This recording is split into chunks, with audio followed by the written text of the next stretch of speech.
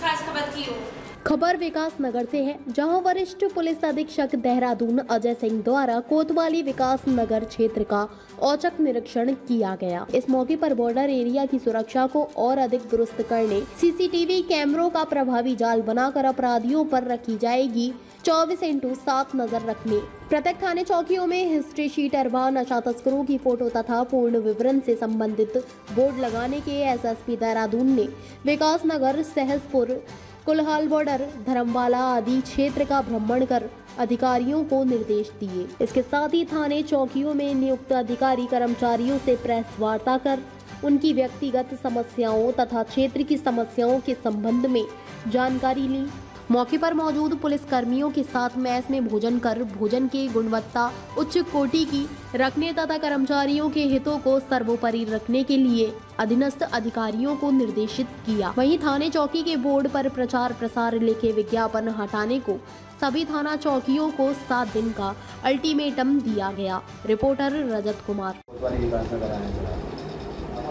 ये कोतवाली विकास नगर में आज एक अनौपचारिक रूप से भ्रमण इसलिए रखा गया था कि चूँकि ये देहरादून शहर से काफ़ी दूर पड़ जाती है कोतवाली। साथ ही साथ यहाँ पर समय समय पर देखा है कि सांप्रदायिक मामले भी नोटिस में आते हैं, कुछ कास्ट वाइज भी कम्युनल इश्यूज़ भी आ जाते हैं नोटिस में। साथ ही साथ जो शिकायत आ रही ज़्यादातर वो नशे के यहाँ प्रवृत्ति ज़्यादा बढ़ गई है लोगों में, और कुछ ऐसे लोग भी यहाँ पर जो नशे को वो एक कारोबार के रूप में इस्टेब्लिश कर चुके हैं।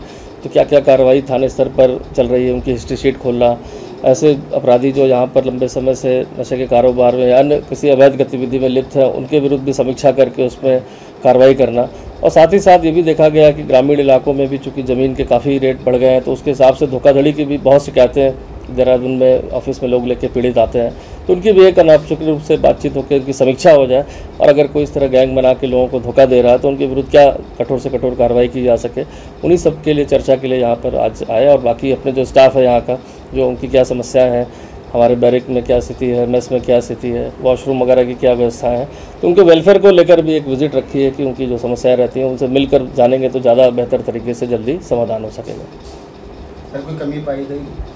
नहीं, अभी ऐसा कोई कमी नहीं है। बेसिकली इसका पर्पज़ विजिट का यही होता है कि कैसे चीज़ों को और अच्छा किया जाए, और चूँकि हमारे स्टाफ हैं इनसे मुलाकात नहीं हो पाती है, चूँकि हेडक्वार्टर से काफ़ी दूर है, तो उनकी समस्याओं को अगर हम जाके सुनते हैं तो मुझे लगता है कि जल्दी त्वरित उसका निस्तारण भी हो जाता है।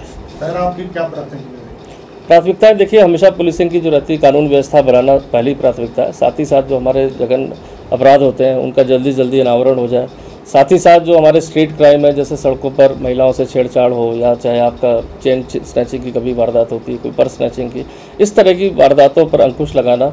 और साथ ही साथ जो इस तरह के भूमाफिया के रूप में जो लोगों को ठगते हैं या इस तरह संपत्ति अर्जित कर रहे हैं, उनके बारे में जानकारी करके और उनके जो पीड़ित हैं उनसे मिलकर उनके जो मुकदमे हैं उस पर त्वरित कार्रवाई कर और लगता है कि गुंडा या गैंगस्टर एक्ट में कार्रवाई की जा सकती हो तो विधिपूर्वक उन पर भी कार्रवाई की जाएगी। सर, स्टाफ की कमी भी है, महिला कांस्टेबल भी है सर।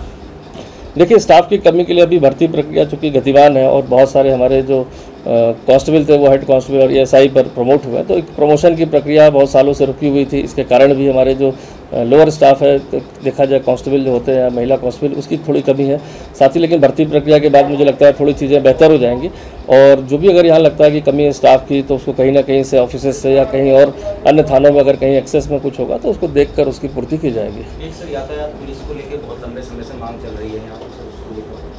देखिए, यातायात पुलिस में जो हमारा इन्फोर्समेंट है उसमें भी हम यातायात पुलिस के साथ साथ भी हमारे जो सिविल पुलिस के कर्मचारी वही लगते हैं या अन्य जगहों से ही अटैच होते हैं। तो अगर बहुत ज़्यादा यातायात पुलिस में दिया जाएंगे तो थाने चौकी से ही हमें तोड़ना पड़ता है, तो बात वही घूम फिर के आती है कि थाने चौकी का स्टाफ कम हो जाता है। तो कोशिश ये रहेगी कि थाने चौकी के स्टाफ थोड़ा यातायात व्यवस्था में ज़्यादा योगदान दें, जिससे बेहतर व्यवस्थाएँ बन सकें। ताज़ा खबरों से जुड़े रहने के लिए हमारे चैनल को सब्सक्राइब करें और बेल आइकन को दबाना ना भूलें, ताकि हर खबर की नोटिफिकेशन आपको मिलती रहे।